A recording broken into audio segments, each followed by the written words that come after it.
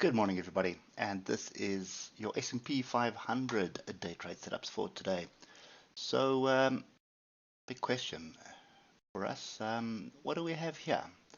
And doesn't matter which way you want to take it, but there it is there, and that is a wedge. So you can see diversions here on the 8 hour, and if you look at this on the daily, we've had two hanging men, and then we've had a range bar. So there's no confirmation of a turn just yet. And as I keep saying, I would much prefer a pullback back down. In actual fact, as far as that, will bring some structure. There is gaps further down as well, but it will bring us back to retest the moving averages on the daily. So, 40, 50, 4100 is kind of the areas that I'm looking at the moment for a pullback. So just looking at the 8 hour there, this is not something I want to be buying. Definitely don't want to be buying. We are grinding, well, not grinding high, but we are making higher highs, grinding them out, and we're also making higher lows. But at the same time, we are starting to look really, really overstretched. So look at the 3 hour. We've finally got a crossover of the oscillators, and we're pointing down. We're in this zone between 4162 and 4117. Granted, the trend is still up, but what we're seeing here is not conducive to a strong uptrend. So again, pre-market we rallied, and then at the market open we dropped, and then the confusion settled in on the hour. So for me right now, this is still a game of hide and seek, and we need to wait to see where our opportunities are. But I think the reversal of this sell-off and then no structure after it, this could be what we're looking for. So yesterday we didn't really get any pullbacks back onto opportunities to buy, apart from this one here. You can see we get here late in the session, but then we really didn't get going. Basically just bounced off 4161. So remember, 4150 has been a thorn in our side for most of the week and most of the latter half of last week, and I expect that to continue. So the big question here is, are we going to reject this area? So I would be paying attention to 4162 if we do reject that again, because then that would just be going into a bigger range, and then pay attention to this solid move down. Then the second thing that I'd be paying attention to is the lows of yesterday. So just going to adjust this. That's going to be right here at 4144.8. So the idea that I have is wait for some form of structure, but it does look like we're getting it. And you can probably change your, let's do that. Just put it in a 15-minute bit of structure and look to the left. You can see this is pretty solid. We just bounced off it.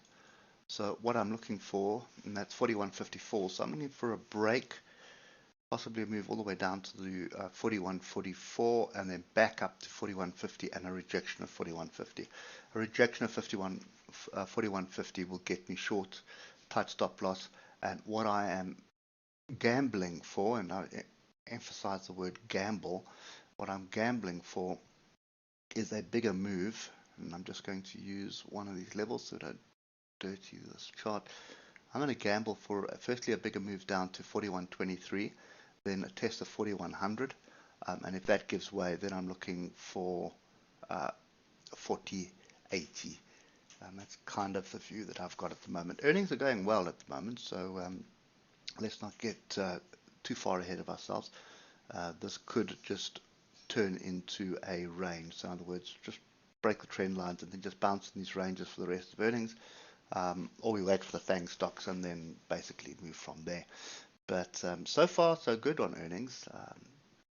Results have been good. Not sure what's been in the narrative of the earnings, but I suppose that could also be why we're just hovering around. So the markets are forward looking, and looking forward, information is going to come out of the narrative in the earnings, and that might be what the concern is here. Anyway, there are lots of gaps to the downside. We've left one gap to the upside here on the 50-minute, but there are lots of 50-minute gaps to the downside, all the way down. So I'm just going to scroll to the right here, but you can see there, 41.50.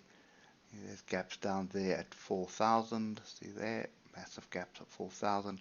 And then from 4,000 all the way up, you can see there is micro gaps everywhere. So that is not conducive to holding out for longs, and basically that breaks through this structure, and then we start dropping down into, you can actually see the gaps on the hour as well. It starts dropping all the way down to here.